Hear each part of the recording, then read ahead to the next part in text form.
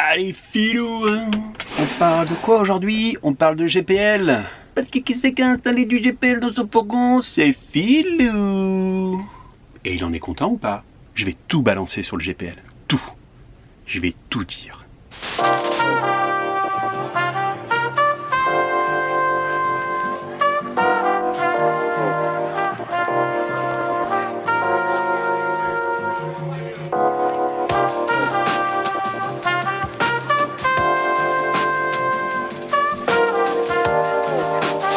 Allez, c'est parti pour un tour. Salut à toi, internaute passionné de voyage et de liberté. Salut à toi, internaute passionné de voyage et de liberté. Cette vidéo est en partenariat avec Shop Évasion, fournisseur entre autres de matériel et de kits GPL. Si vous allez dans le descriptif de cette vidéo, vous allez tomber sur le lien du site internet. Et il y a même un petit code promo. Ouais, c'est le petit cadeau voyage pour toi, follower. C'est quoi le GPL? C'est ni plus ni moins qu'un mélange de butane et de propane. Il va y avoir plus ou moins de propane ou de butane en fonction des saisons et des pays.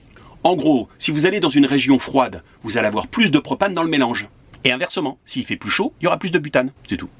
Il n'y a pas d'autre explication. Pour information, le butane n'est plus utilisable en dessous de 0 degré. Vaut mieux pas aller jusqu'à 0 avec. Non, c'est pas... Le propane, c'est moins 42 degrés. C'est mieux. Pourquoi opter pour du GPL? Au-delà de l'aspect financier, mais ça on en parlera plus tard, c'est le côté pratique. Et ouais, une fois le kit installé, il vous suffit d'aller dans une station, comme pour le gasoil, vous vous servez, et c'est terminé. Plus besoin de manipuler ces bouteilles très lourdes. Bref, un remplissage sans effort. Au-delà de ça, être équipé en GPL, c'est très intéressant si vous partez pour une longue période à l'étranger. Parce que, une fois passé la frontière, les bouteilles de gaz ne sont pas les mêmes. Chaque pays a sa consigne. Par contre, les stations GPL, vous en avez partout. Enfin, sauf en Finlande. Si vous allez en Islande, il n'y en a pas. Et si vous allez au Maroc, il n'y en a pas non plus. Tous les pays équipés de stations GPL n'ont pas harmonisé les systèmes de connexion de remplissage. Ça veut dire qu'il faudra vous équiper d'adaptateurs. Cet adaptateur, qu'on appelle la coupelle, est valable dans le Danemark, la Grèce, la Hongrie, l'Italie, la Bosnie-Herzégovine, la Croatie, le Monténégro, la Serbie, la Slovénie, la Suède, la République tchèque, la Pologne, l'Autriche, la Bulgarie, l'Estonie, la Lettonie, la Lituanie, la Macédoine, la Roumanie, la Slovaquie, la Slovénie, l'Ukraine et la Turquie. Ça, c'est pour l'Allemagne, les États-Unis, la Suisse, l'Irlande, le Luxembourg. Norvège, Angleterre, l'Écosse et les Pays-Bas. Espagne, Portugal. Chez Shop Évasion, quand tu achètes les adaptateurs, tu as le droit à ta petite liste. Ça, c'est pratique. Que dit la loi? Elle dit qu'il faut normalement faire installer son kit par un professionnel qui, à l'issue de cette installation, vous fournira un certificat conforme à la norme 1949. En fait, c'est la NF 1949 plus A1. C'est pas moi qui va chercher des mots aussi compliqués. Pour ce qui est du matériel, il faut qu'il soit à la norme CE. Oui, il y en a certains qui vont me dire, et la norme R67-01? Eh bien, elle a été remplacée depuis 2012 par la norme CE. J'ai mis dans le descriptif un lien qui développe tout ce que je viens d'énoncer. Il y a d'autres trucs aussi. Moi, je ne veux pas tout énumérer dans cette vidéo. Ça va. Comme nul n'est censé ignorer la loi, vous la connaissez. Après, vous faites comme vous voulez. Est-ce qu'à chaque fois qu'on change sa bouteille de gaz, il faut qu'elle soit effectuée par un professionnel? Je dis ça, je dis rien. En tout cas, une chose est sûre. Si vous n'êtes pas sûr, faites-le faire par un professionnel de la profession. Un vrai spécialiste. Avant de vous montrer comment on a installé un kit GPL dans mon fourgon aménagé, sachez que faire fonctionner vos appareils en butane, en propane ou en GPL, ça ne nécessite pas de modification particulière. Ça fonctionne exactement pareil. Allez, c'est parti, je vous montre comment on monte un kit GPL. Il y a juste 2-3 changements à faire. Ce n'est pas très compliqué. Le but du jeu, c'est de remplacer cette bouteille propane par une bouteille GPL. C'est une Gazlo, 11 kg, 27 litres. Elle a le même diamètre qu'une bouteille de gaz classique, 300 mm. Elle est juste légèrement moins haute. Et là, tu te dis, mais comment ça fonctionne une bouteille GPL? C'est par là que le gaz entre lors du remplissage. Pensez à fermer la vanne de la bouteille avant le remplissage. J'avoue que moi, je l'ai déjà fait. La vanne était ouverte et il n'y a pas eu de souci. C'est par là que le gaz ressort. Ici, c'est la jauge. Alors ça, c'est super pratique. Comme ça, tu sais toujours si ta bouteille, elle est vide, à moitié vide, ou carrément vide. Et ça, c'est la vanne de sécurité. En cas de surpression, le gaz s'évacue par là. L'installation est hyper simple. Il y a quand même une petite difficulté, c'est de percer un trou. C'est obligatoire. Dans ce genre de configuration, le remplissage doit se faire depuis l'extérieur. Et la trappe de remplissage doit être à 50 cm minimum de toute source chaude. Ici, c'est la sortie Trouma. Attention, ça peut être aussi le frigo. Parce que s'il fonctionne au gaz, justement, il y a une petite flamme. Dans des fourgons comme le mien, mettre la trappe de remplissage sur la porte qui se trouve à l'intérieur de l'habitacle n'est pas autorisé. C'est interdit.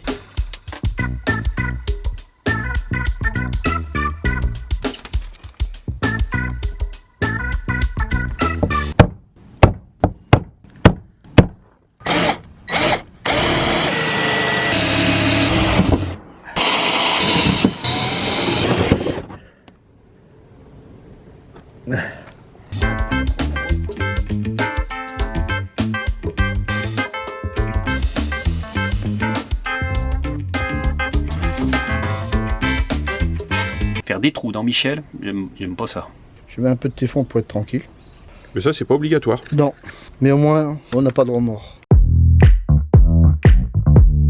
La trappe de remplissage, c'est un petit peu complexe à mettre en œuvre. Dans un souci d'étanchéité, il faut, en plus de raccorder la lyre à la trappe de remplissage, rajouter une sorte de soufflet qui va, en cas de fuite, permettre au gaz d'être directement évacué vers l'extérieur. Vous voyez là, il y a un petit trou. Eh bien, c'est pour que le gaz puisse s'échapper. Positionner le soufflet et en même temps la trappe de remplissage pour que tout ça rentre dans les petits trous et tout, pour que ça puisse coïncider, ça a été très rock'n'roll. Parce qu'en plus, on était dans un environnement très très étroit. Je peux vous dire que à deux, c'est bien. Hein. Tout seul, c'est chaud.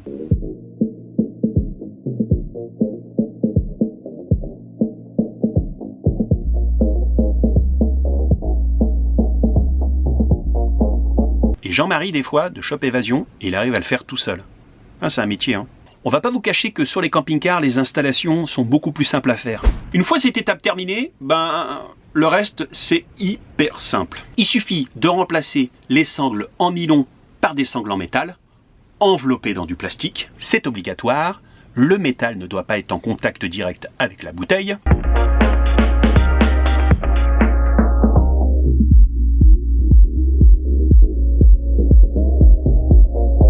On arrime bien solidement.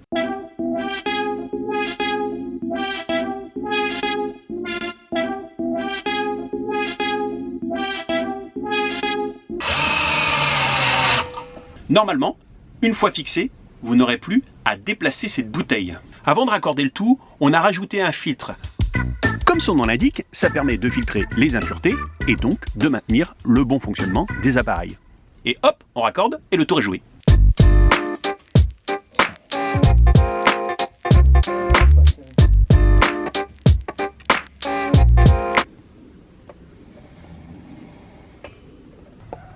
Non, c'est bon. Si vos bouteilles sont à l'extérieur ou dans un endroit dans votre fourgon ou votre camping-car qui est vraiment dans la partie la plus fraîche, il va falloir les habiller d'un petit manteau pour bien les maintenir au chaud.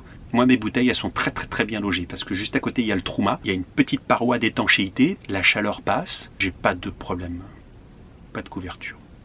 Ça va faire un mois que j'ai installé ce kit GPL dans mon fourgon et globalement, je suis plutôt satisfait. Depuis plus de 15 jours, je suis en Espagne et trouver du GPL, c'est pas très compliqué. Pour ça, j'utilise une application qui s'appelle Fuel Flash. Elle me permet de trouver sur mon trajet les stations les moins chères en GPL et en gasoil. Le lien est dans le descriptif. C'est vrai que se recharger en GPL, c'est simple et c'est pas cher. Si comme moi, vous vivez dans votre véhicule à l'année, c'est vraiment rentable. Par contre, on va pas s'en cacher. Hein. Si vous voyagez uniquement 2 semaines par an en France, c'est pas très rentable. Non, c'est pas très rentable. Après, avoir un véhicule qu'on n'utilise que 2 semaines par an, c'est chouette, mais pas rentable. Pour le moment, je n'ai installé qu'une seule bouteille de GPL. J'ai pas suffisamment de recul, alors je me dis que si un jour je suis à court de GPL, je pourrais toujours repartir sur une bouteille propane classique. Pour des histoires de partenariat, on a mis dans mon fourgon une Gazlo de 27 litres. Si j'avais le choix, j'aurais pris la version Alugaz aluminium de 34 litres. Alors la Gazlo, elle est très bien, hein, mais elle est un peu plus lourde, parce qu'en acier. Mais surtout, elle a une plus petite capacité que les bouteilles propane classiques. Lorsqu'on dit 27 litres, c'est la capacité totale de la bouteille. Or, pour des raisons de sécurité, elle n'est remplie au maximum qu'à 80%, soit 22,5 litres. En fait, le GPL, c'est du gaz de pétrole liquéfié, qui se dilate lorsque les températures sont élevées. C'est pour ça que la bouteille n'est jamais remplie à 100%. L'été, quand il fait chaud, faut lui laisser de la place au gaz dans la bouteille.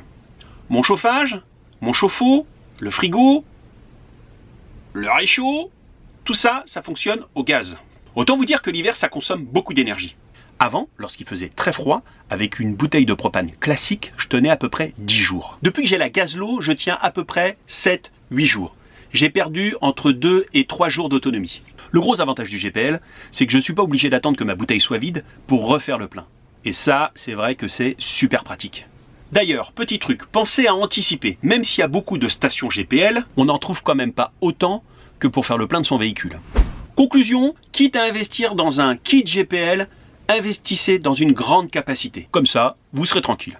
Une dernière chose, il ne faut pas oublier que vous avez une installation gaz. Les lyres et les tuyaux ont une utilisation limitée dans le temps. Les dates sont inscrites dessus. Pareil, pour votre bouteille, il faudra la faire vérifier tous les 10 ans pour être sûr qu'elle fonctionne parfaitement bien. Voilà les amis, j'espère que cette vidéo vous a plu. Si vous avez encore des questions, n'hésitez pas à les poser en commentaire juste sous cette vidéo. Et on n'oublie pas de liker et de chatouiller les algorithmes. Allez, à plus, salut, ciao. Ciao. Ciao. Ciao. Ciao.